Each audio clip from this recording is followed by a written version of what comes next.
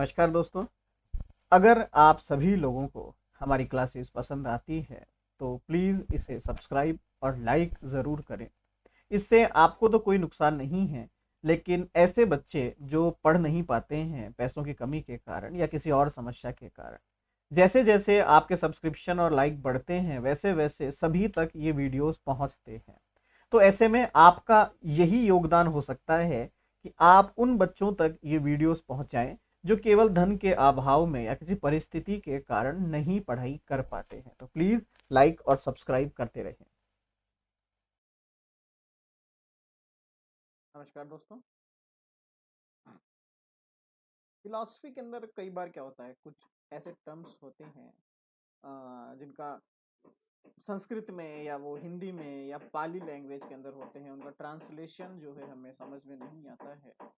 तो कुछ बच्चे हैं जिन्होंने कुछ क्वेरीज भेजी है, तो मैं कोशिश करूंगा उन सारे टर्म्स, सारे शब्दों को, सारे जो डाउट हैं आपको उन्हें दूर करने की। आज मैं आपको सिर्फ दो शब्दों के बारे में समझाऊंगा। पहला है पर्याय। ठीक है, जैनिज्म के अंदर इसको फॉलो किया जाता है। जैनिज्म, जैन फिलॉसफी जो है वो इसको मानती है। जैन फिलॉसफी में इसको पढ़ा जाता है पर्याय को। मुद्दा ये है कि भाई साहब, पर्याय का मतलब क्या है, पर्याय होता क्या है। ठीक है, तो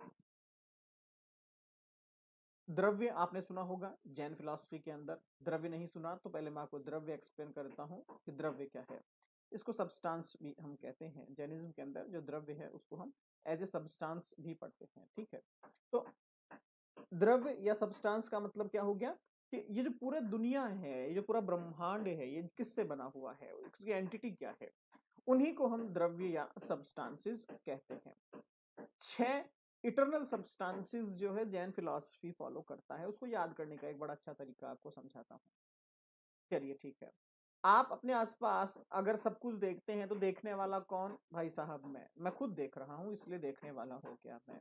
तो सबसे पहला जो सब्सटेंस माना गया है जैन फिलॉसफी के अंदर, छह सब्सटेंसेस हैं।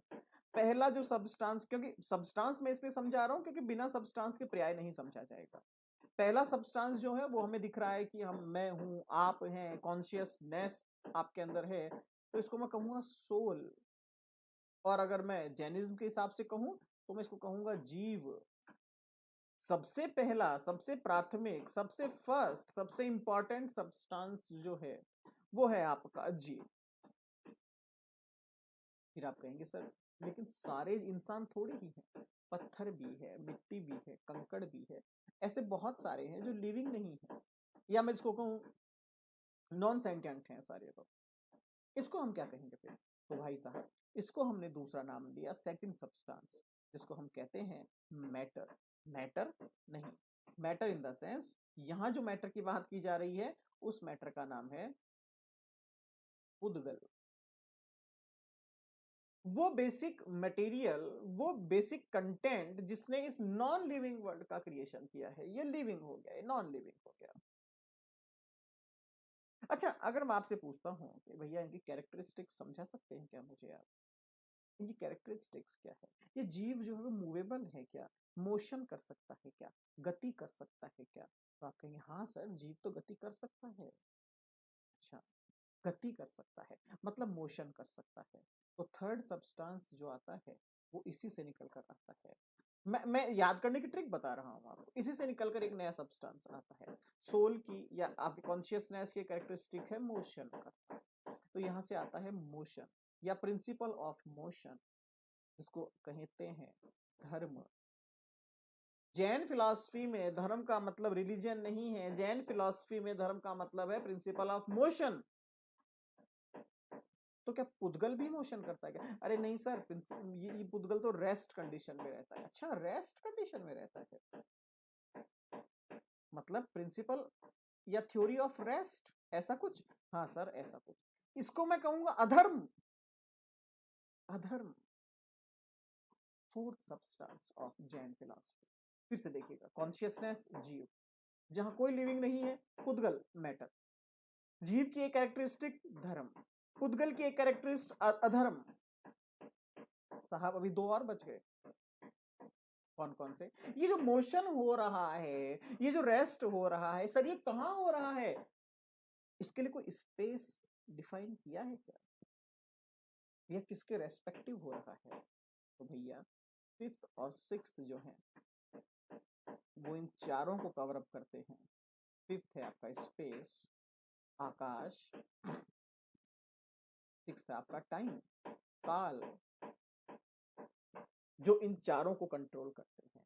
6 सब्सटेंस से पूरे विश्व, ब्रह्मांड, यूनिवर्स का निर्माण जैन फिलॉसफी ने एक्सेप्ट किया है। पहला था जीव, दूसरा था पुद्गल, फिर था धर्म, फिर था अधर्म, फिर था स्पेस और फिर था टाइम। ये 6 तरह के सब्सटेंसेस जैन फिलॉसफी हमें समझाती है कि साहब ये 6 तरह के सब्सटेंसेस पाए जाते हैं। अब अगर इन सारे के सारे सब्सटेंसेस की मैं बात करूं तो आपने एक चीज देखी होगी, अगर मैं जस्ट कॉन्शियसनेस की ही बात कर लेता हूं तो जैन फिलॉसफी कहती है जो जीव है उस जीव के भी 4 अलग अलग मोड्स होते हैं, 4 अलग अलग तरह के चेंजेस पाए जाते हैं। जो पुद्गल है उसमें भी ये कंडीशन पाई जाती है। It means what, in substances के जो अलग अलग अलग अलग अलग मोड हैं, अलग अलग जो चेंजेबल कंडीशंस है, उसी का नाम है पर्याय। उसी का नाम है पर्याय। सब्सटेंसेस की अलग अलग जगह पर वो जाते हैं और वहां पर वो चेंज होते रहते हैं। जैसे मैंने जीव की बात करी, जीव के 4 अलग अलग पर्याय या 4 अलग अलग मोड्स इन्होंने माने हैं। कौन कौन से हैं वो एक बार देखिएगा। जीव, जीव के भी 4 अलग अलग मोड जैन फिलॉसफी ने एक्सेप्ट किए हैं, जो आपको शायद जानने जरूरी है मेरे हिसाब से। तो सबसे पहले या सबसे श्रेष्ठ की मैं बात करूं, सबसे श्रेष्ठ की मैं बात करता हूं, तो उसको हम कहते हैं दिव्य जीव। जैन फिलॉसफी ने उसे कहा है दिव्य जीव। दिव्य जीव, दिव्य जीव के बाद अगर मैं आता हूं तो सर दिव्य के बाद कौन आएगा? हाँ, मनुष्य जीव। दिव्य के बाद आता है मनुष्य जीव। दिव्य जीव ये एक तरह से बहुत सुप्रीम कंडीशन हो गई, दिव्य जीव है। या इसको आप इस तरीके से कहिए, कह सकते हैं कि ये इसका बेसिक नेचर है कि ये दिव्य ही होता है। इसमें ये मनुष्य भी बनेगा, मनुष्य बनेगा, इसके अलावा ये नरकीय और तिर्यक भी बनेगा। तो थर्ड है आपका नरकीय जीव और फिर इनके बीच का तिर्यक जीव। अब ये समझाना क्या है बेसिकली, कि ये जो अलग अलग चीज दिखाई दे रही है, जीव की ही 4 मोड हैं, जीव के ही 4 कंडीशन है, जीव के ही 4 चेंजेबल मोड्स हैं। इन्हीं का नाम है पर्याय। इन्हीं का नाम है पर्याय। एक जीव, उसके 4 अलग अलग मोड्स, ये हो गया इसके पर्याय। क्लियर है? अगला शब्द देखिएगा, या अगला कंफ्यूजन जिसको हम कहते हैं, उसको एक बार देखिएगा। अगला डाउट बच्चे का था कि सर समवाय क्या होता है? समवाय क्या होता है? समवाय का बेसिकली अगर इंग्लिश में कहूं मैं तो इसको हम कहते हैं इनहेरेंस। इनहेरेंस बेसिकली आपके न्याय और वैशेषिक में इस कंसेप्ट को पढ़ा जाता है। और समवाय बेसिकली कोई एक प्रोडक्ट नहीं है, समवाय कोई ऑब्जेक्ट नहीं है, समवाय इज जस्ट अ रिलेशन। समवाय केवल एक संबंध है बस। जैसे कि मान लीजिए मैं एक छोटा सा एग्जांपल आपको देता हूं।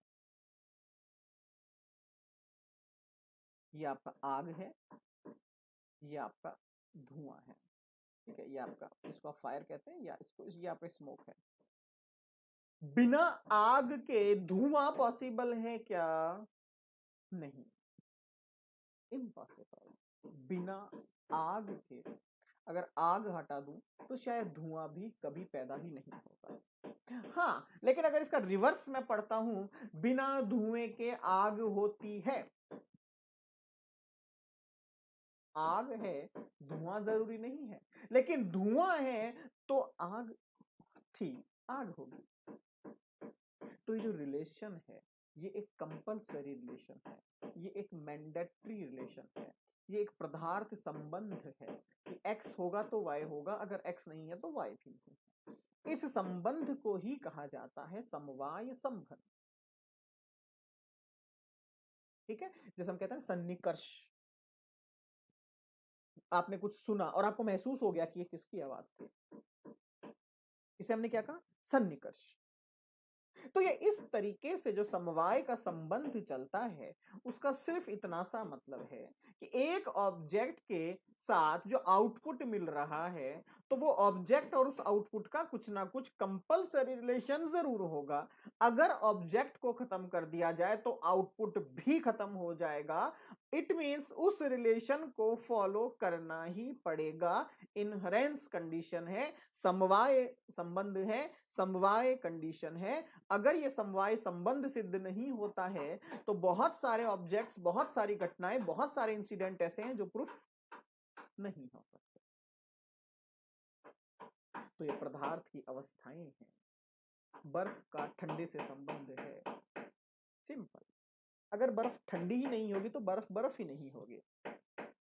ठीक है, समझ रहे? तो ये समवाय संबंध है जिसको अलग नहीं किया जा सकता। ठीक है, तो नेक्स्ट में और देखेंगे।